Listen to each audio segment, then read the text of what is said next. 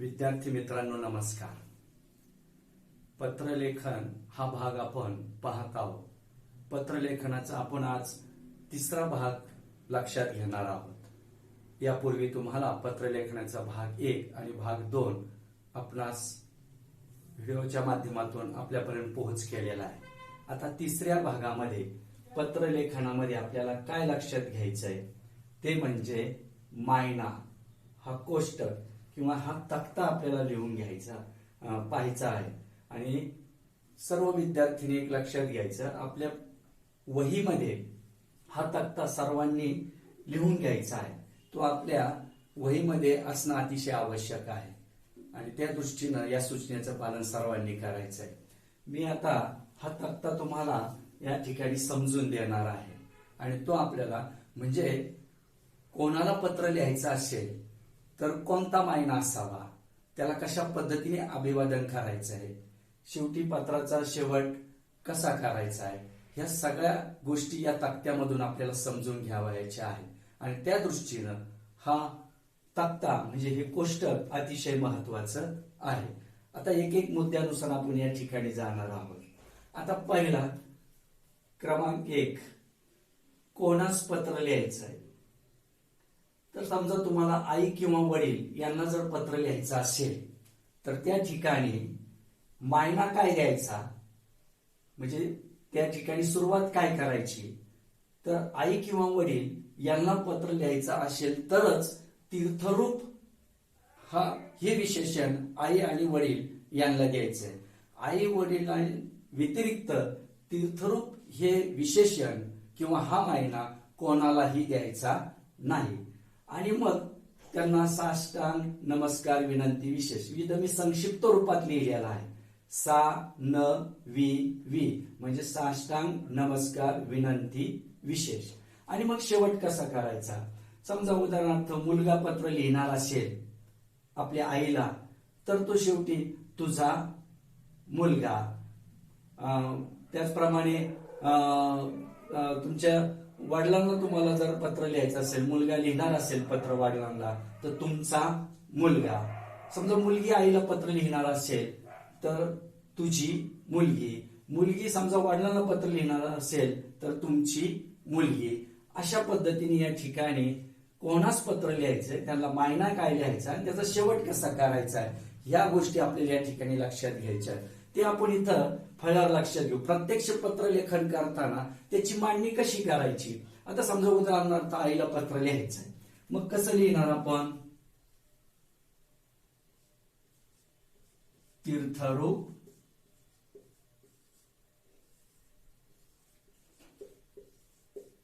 Ice, इथं स्वल्प विराम द्यायचा. आणि मग आता त्या ठिकाणी आपल्याला अभिवादन करायचं. आता या ठिकाणी मग इथं पहा सा-न-वी-वी म्हणजे इथं साष्टांग नमस्कार विनंती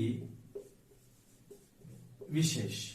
अशा पद्धतीने त्या ठिकाणी मायना म्हणजेच काय, ज्या व्यक्तीला पत्र लिहायचंय त्या व्यक्तीच्या नावाच्या आधी त्याला विशेषण द्यायचंय, त्याला आपण मायना म्हणतो. इथं आईला आपण विशेषण दिलं तीर्थरूप आणि मग आईला अभिवादन केलंय सा-न-वी-वी म्हणजे साष्टांग नमस्कार विनंती विशेष. हे प्रत्यक्ष पत्र लिहिताना असं पहिल्या वळीमध्ये मायना लिहायचा आणि दुसऱ्या वळीमध्ये त्याच्या खाली त्याला अभिवादन करायचंय. अशा पद्धतीने आपल्याला त्या ठिकाणी जायचंय. किंवा आता वडिलांना पत्र लिहायचं असल्यास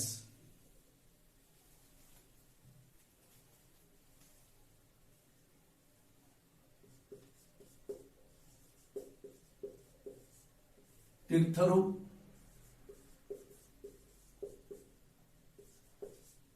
वडिलांस स्वल्प विराम साष्टांग नमस्कार विनंती विशेष. अशा पद्धतीने लिहायचंय. आणि मग तुम्ही हा मायना लिहून झाल्यानंतर मग तुम्ही मुख्य मजकूर लिहिणार. मुख्य मजकूर झाल्यानंतर मग शेवटी तुम्ही स्वाक्षरी करणार. मग आता वडिलांना पत्र, जर एखादा मुलगा वडिलांना पत्र लिहिणार असेल तर या ठिकाणी तो मग डाव्या बाजूला इथं स्वाक्षरी करेल. मग इथं तो लिहिल तुमचा मुलगा. मग खाली इथं लिहितो अ ब क, अशा पद्धतीने तो स्वाक्षरी करेल. ह्या सगळ्या गोष्टी लक्षात घेणं अतिशय गरजेचे आहे. ह्या बारीक सारीक कौशल्य जे आहेत हे पत्रलेखनामध्ये आपल्याला आत्मसात असलं अतिशय गरजेचे आहे. त्याच्यानंतर आपल्याला दुसरा भाग लक्षात घ्यायचा या तक्त्यामधला, वडील मंडळीस पत्र लिहायचंय आपल्याला. मग त्यावेळेस काय मायना द्यायचा. आता वडील मंडळी म्हणजे कोण, तर आपले जे नातेवाईकांमध्ये आपले मामा असतील, आजी असेल, आजोबा असतील, काका असतील, मोठा भाऊ असेल, असे जे काही वडीलधारी मंडळी आहेत त्यांना आपल्याला पत्र त्या ठिकाणी लिहायचं आहे. तेव्हा अशा पद्धतीने पत्र लिहिताना, अशा वडीलधारी मंडळीला पत्र लिहिताना आपल्याला तीर्थ स्वरूप अशा पद्धतीचा त्यांना मायना द्यायचा आहे.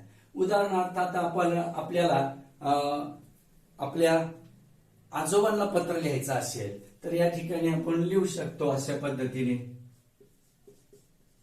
तीर्थ स्वरूप.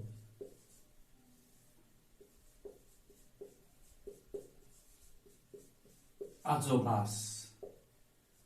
मग खाली त्यांना अभिवादन, साष्टांग नमस्कार, विनंती, विशेष, अशा पद्धतीने आपल्याला वडीलधारी मंडळींना तीर्थ स्वरूप द्यायचंय. हे लक्षात घ्या. म्हणजे तीर्थरूप फक्त आई आणि वडील यांनाच द्यायचंय. आणि जे वडीलधारी मंडळी आहेत, जे आपल्याला आई वडिलांसम आहेत, अशा पद्धतीचे जे ज्येष्ठ व्यक्ती आहेत आपल्या नात्यातल्या, त्यांना पत्र लिहिताना मात्र तीर्थस्वरूप हा मायना या ठिकाणी आपल्याला देणं गरजेचं आहे. आता उदाहरणार्थ आपल्याला पुन्हा एखादं दुसरं उदाहरण आपण जर घेतलं, आपल्या मामाला पत्र आपल्याला लिहायचं, तर इथं आपण तशाच पद्धतीने जाणार. तीर्थ स्वरूप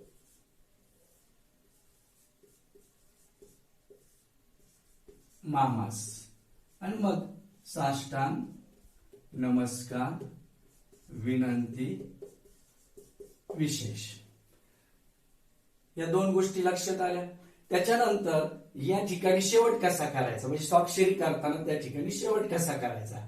तर आता मामाला पत्र लिहितोय, मग इथं जर भाचा आपल्या मामाला पत्र लिहित असेल तर तो या ठिकाणी लिहिल आपला भाचा, आणि मग तो खाली ब क अशा पद्धतीने करेल. जर भाची पत्र लिहिणार असेल तर इथे आपली भाची ब क, अशा पद्धतीने या ठिकाणी कोणाला पत्र लिहायचंय, मायना काय असावा, त्याचा शेवट कसा करावा, ह्या सगळ्या गोष्टी आपण इथं लक्षात घेणं गरजेचं आहे. त्यानंतर तिसरा जो याच्यामध्ये प्रकार आहे, समजा आपल्याला शिक्षकांना पत्र लिहायचंय. जर शिक्षकांना पत्र लिहायचं असेल तर मायना काय द्यायचा, तर गुरुवर्य. मग यांना साष्टांग नमस्कार, विनंती, विशेष. जर मुलगा आपल्या गुरुजनांना पत्र लिहित असेल तर तुमचा आज्ञाधारक. मुलगी जर आपल्या शिक्षकांना पत्र लिहिणार असेल तर तुमची आज्ञाधारक, असा त्या ठिकाणी उल्लेख राहील. आणि प्रत्यक्ष पत्र लिहिताना ते कसं लिहायचं, तर उदाहरणार्थ आपण पाहू.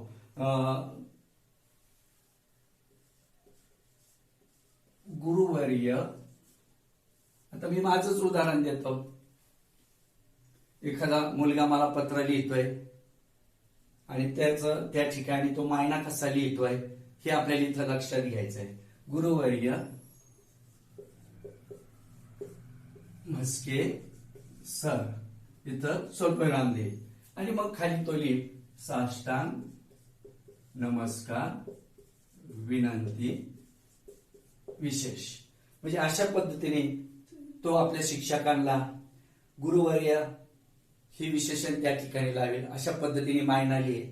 त्याच्यानंतर तो सान विवे म्हणजे साष्टांग नमस्कार, विनंती, विशेष, अशा पद्धतीने तो आपल्या शिक्षकांना अभिवादन करेल. आणि मग इथं स्वाक्षरी करताना मग तो त्या ठिकाणी म्हणेल तुमचा आज्ञाधारक, तुमचा आज्ञाधारक, असं म्हणून तो मग खाली स्वाक्षरी करेल ब क. म्हणजे अशा पद्धतीने या ठिकाणी आपल्याला जायचं आहे.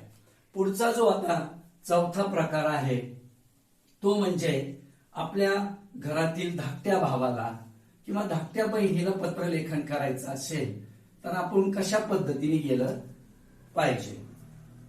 धाकटा भाऊ किंवा धाकटा बहीण यांना पत्र लिहायचं असेल तर प्रिय असं त्या आपल्या धाकट्या भावाची किंवा बहिणीच्या नावाच्या आधी त्याला विशेषण द्यायचं आहे. आणि मग अभिवादन करताना तो आता आपल्यापेक्षा लहान आहे वयानं म्हणून इथं त्या ठिकाणी त्याला आशीर्वाद द्यायचे. मग प्रत्यक्ष पत्र लिहिताना आपण कशा पद्धतीने लिहायचं. आता उदाहरणार्थ धाकट्या भावाला आपल्याला पत्र लिहायचं आहे. मोठा भाऊ आपल्या लहान भावाला पत्र लिहितोय. उदाहरणार्थ प्रिय अनुज स्वल्पविराम मग खाली त्याला अभिवादन अनेक आशीर्वाद. या ठिकाणी बरेच जण आशीर्वाद शब्द चुकीचा लिहितात. शला या ठिकाणी बरेच जण पहिली वेलांटी देतात किंवा हा जो रफर आहे व वरचा तो कधी त्या शेवर दिला जातो त्यामुळे तिथं शब्द त्या ठिकाणी चुकतो. आणि इथं सुद्धा असे मग शुद्ध लेखनाच्या नियमानं जर पत्रलेखन झालं नाही तर त्याच्यामध्ये देखील आपले मार्क आपले गुण जाऊ शकतात. या गोष्टीची आपण काळजी त्या ठिकाणी घ्यायची आहे. आता इथं प्रियाऐवजी या ठिकाणी तुम्ही चिरंजीव असं लिहिलं तरी चालतं पण दोन्हीपैकी एकच विशेषण द्यायचंय. दोन्ही विशेषण द्यायचं नाही. एक तर चिरंजीव अनुज म्हणा किंवा प्रिय अनुज अशा पद्धतीने उल्लेख करा. एकच विशेषण द्यायचं आणि मग खाली अनेक आशीर्वाद अशा पद्धतीने त्याला अभिवादन करायचंय. आणि मग हे झाल्यानंतर मग नात्यानुसार तिथं खाली उल्लेख करायचा आपल्याला. तर आता समजा मोठा भाऊ आपल्या लहान भावाला पत्र लिहित असेल मुख्य मजकूर लिहून झाल्यानंतर तो काय म्हणणार या ठिकाणी तुझा भाऊ स्वाक्षरी ब क अशा पद्धतीने तो जाईल. ह्या सगळ्या गोष्टी आपण लक्षात घ्यावायच्या आहेत. त्यानंतर पुढचा भाग आहे पाचवा तो म्हणजे आपल्या मित्राला किंवा मैत्रिणीला पत्र लिहायचं असेल तर त्या ठिकाणी काय मायना असावा आणि शेवट कसा करायचा. आता प्रत्यक्ष पत्र लिहिताना मित्राला किंवा मैत्रिणीला ते कसं लिहायचं तर प्रिय मित्र उदाहरणार्थ त्याचं नाव आपण लिहू रमेश यास स्वल्पविराम. मग त्याला त्या ठिकाणी अभिवादन द्यायचंय स न म्हणजे सप्रेम नमस्कार. किंवा तिथं तुम्ही आता हे मी संक्षिप्त रूप लिहिलं इथं या ठिकाणी तुम्ही दोन्ही शब्द पूर्ण लिहिले तरी चालतील. आता इथं पूर्ण शब्द आपण प्रत्येक ठिकाणी का लिहित नाही तर हे साष्टांग नमस्कार विनंती विशेष असं लांब लचक बरस जाऊ शकतं म्हणून आपण त्याला संक्षिप्त रूपात लिहितो. आता इथं दोनच शब्द लिहायचे म्हणजे इथं तुम्ही पूर्ण दोन्ही शब्द लिहिले तरी चालतील. म्हणजे इथं उदाहरणार्थ असं तुम्ही लिहिलं तरी चालेल सप्रेम नमस्कार अशा पद्धतीने. आणि मग इथं शेवट करताना मजकूर लिहून झाल्यानंतर स्वाक्षरीच्या आधी तुम्ही त्या ठिकाणी लिहिता तुझा मित्र ब क. म्हणजे अशा पद्धतीने त्या ठिकाणी मित्राला पत्र लिहिताना मायना काय असावा आणि त्याचा शेवट कसा करावा हे आपण लक्षात घ्यायचं आहे. पुढचा जो भाग आहे आपल्याला लक्षात घ्यायचा आहे तो म्हणजे समाजातील एखाद्या सन्माननीय व्यक्तीला आपल्याला जर पत्रलेखन करायचं असेल तर काय मायना असावा आणि शेवट काय असावा. तर या ठिकाणी समजा सन्माननीय व्यक्ती असेल तर तिथं आपण मायना लिहायचं. मग आता सुरुवातीला हे थोडस हे पत्र औपचारिक पत्रामध्ये येत आहे हे आपण लक्षात घ्यायचंय. आतापर्यंत ही जी पत्र पाहिली आपण आई वडील वडील मंडळीस किंवा शिक्षकाला धाकट्या भावाला बहिणीला मित्र ही सगळी अनौपचारिक पत्रामध्ये हा भाग येतो 1 ते 5 मध्ये, आणि त्याच्यामुळं त्या ठिकाणी आपल्याला प्रति वगैरे हे शब्द लिहिण्याची गरज पडत नाही, कारण ते हे जे आहे हे अनौपचारिक पत्र आहे, त्याच्यामुळे असे कुठले उपचार पाळण्याची गरज नाही. मात्र सन्मान्य व्यक्ती असतील, अधिकारी असतील, अधिकारी वर्गाला आपल्याला पत्र लिहायचं असेल तर हे पत्र औपचारिक स्वरूपाचे असतात, त्याच्यामुळे थोडंसं काही आपल्याला उपचार त्या ठिकाणी पाळावे लागतात. मग इथं सन्माननीय व्यक्तीला पत्र लिहायचं असेल तर विशेषण काय द्यायचं, तर माननीय. माननीय.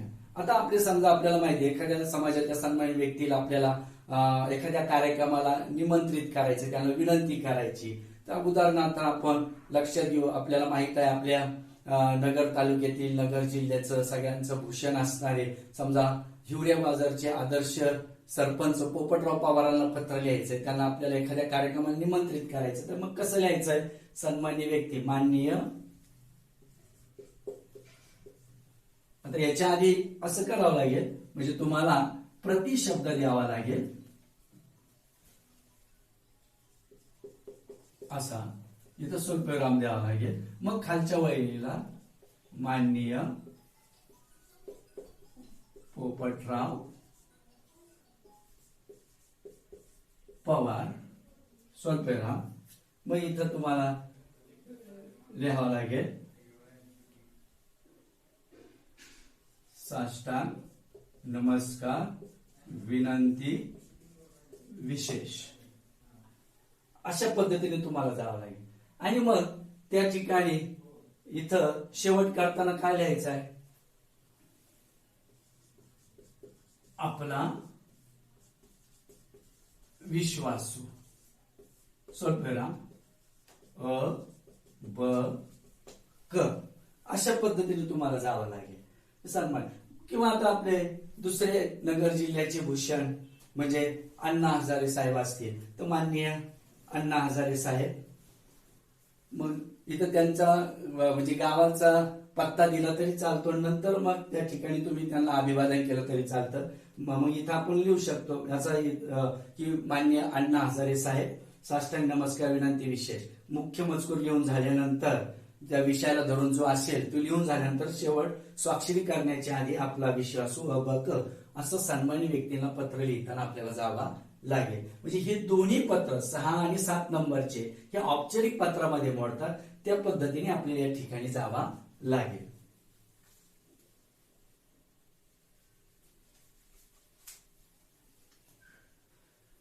आता शेवटचा जो मुद्दा आहे 7वा, अधिकारी वर्गाला पत्र लिहायचे. म्हणजे इथं आपल्याला समाज जीवनामध्ये वावरत असताना आपल्याला अनेक कार्यालयामध्ये वेगवेगळी कामं असतात.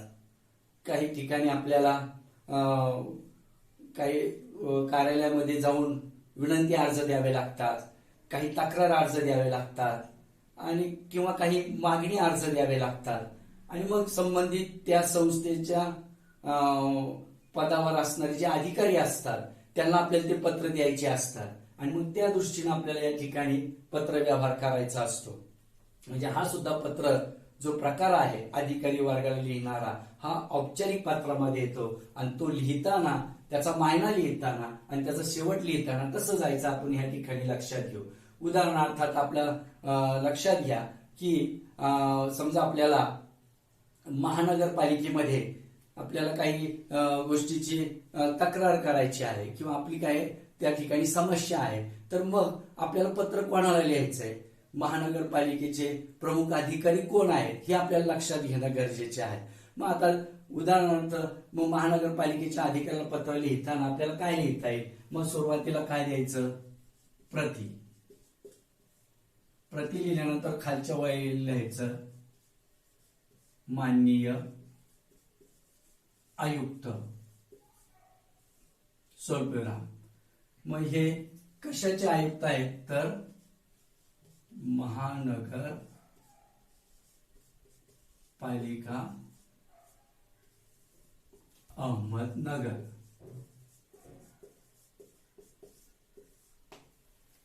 अशा पद्धतीने तुम्हाला इथं त्या व्यक्तीचा हुद्दा द्यायचा आणि त्या संस्थेचं मग त्याच्या खाली नाव द्यायचं, हे आपण लक्षात घ्या. आणि मग इथं आपण काय करणार, आपण दुसऱ्या भागामध्ये आपण लक्षात घेतलेला आहे. मग इथं तुम्हाला विषय द्यावा लागणार आहे. विषय शब्द लिहून मग तो थोडक्यात एका ओळीमध्ये विषय लिहायचा. मग विषय दिल्यानंतर मग त्यांना महोदय सप्रेम नमस्कार मग अभिवादन करायचं आहे. आता इथं जागा पुरत नाही, तुम्ही त्या पद्धतीने फक्त लक्षात घ्या.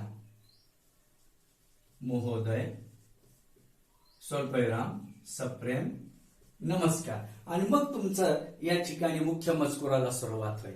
आणि मग मुख्य मजकूर लिहून झाल्यानंतर मग तुम्हाला शेवट करताना त्या ठिकाणी आपला म्हणजे एखादी व्यक्ती त्या ठिकाणी पत्र लिहित असेल त्या अधिकाऱ्यांना, पुरुष मंडळी पत्र लिहित असेल तर आपला विश्वासू अ ब क, किंवा एखादी महिला पत्र लिहित असेल तर आपली विश्वासू अ ब क, अशा पद्धतीने त्या ठिकाणी त्या पत्राचा ते शेवट करेल. म्हणजे हा भाग पत्रलेखनामध्ये हा तक्ता किती महत्वाचा आहे तो आपल्या संग्रही असला पाहिजे, आपल्या वहीमध्ये असला पाहिजे. कारण समाज जीवनामध्ये वावरत असताना आपल्याला कोणाला पत्र लिहायचंय त्यानुसार आपल्याला मायने लिहिता आले पाहिजे, त्याचे शेवट करता आले पाहिजे. हा भाग खूप महत्वाचा आहे. आणि जरी आपण आपलं जे शाळेतलं शिक्षण आहे ते जरी आपल्याला संपलं असलं, पण समाज जीवनामध्ये वावरत असताना अनेक आपल्याला कामाच्या निमित्तानं वेगवेगळ्या कार्यालयामध्ये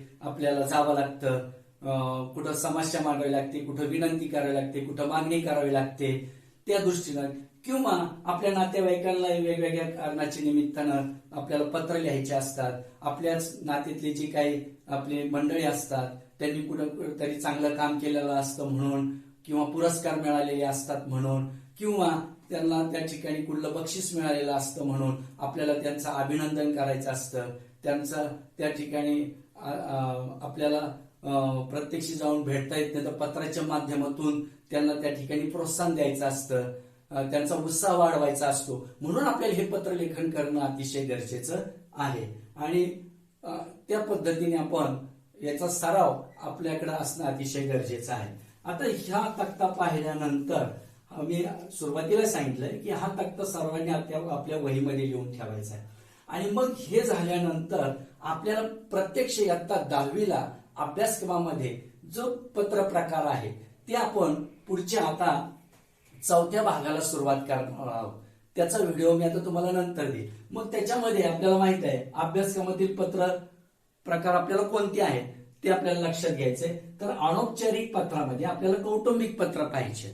वेगवेगळ्या नात्यांमध्ये त्या ठिकाणी कशी आपण पत्र लिहायचे, कशी भाषाशैली असली पाहिजे, किंवा हे पत्र लिहित असताना कोणते मुद्दे मुख्य मजकुरात येणं गरजेचे आहे हे आपण प्रत्यक्ष पत्र प्रकाराच्या किंवा पत्र लेखनाच्या 4थ्या भागामध्ये आपण ते लक्षात घेणार आहोत.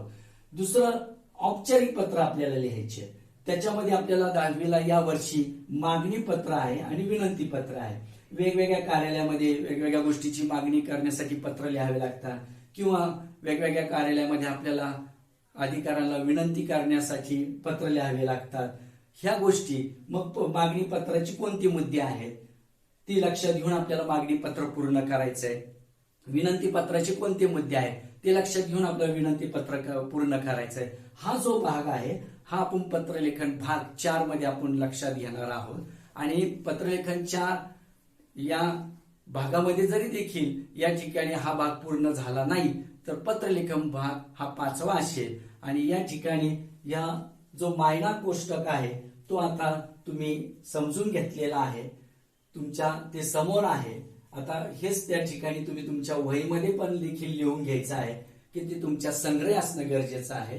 हे मी वारंवार तुम्हाला मुद्दाम सांगतोय, कारण अजूनही 10वीला काही मुलांना कोणाला पत्र लिहायचंय, मग काय मायना लिहायचा आहे, त्याची सुरुवात कशी करायची, शेवट कसा करायचा आहे, हा भाग तुमच्या लक्षात येत नाही.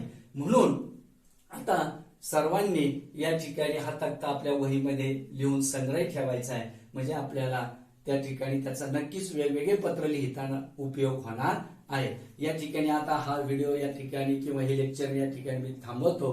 धन्यवाद.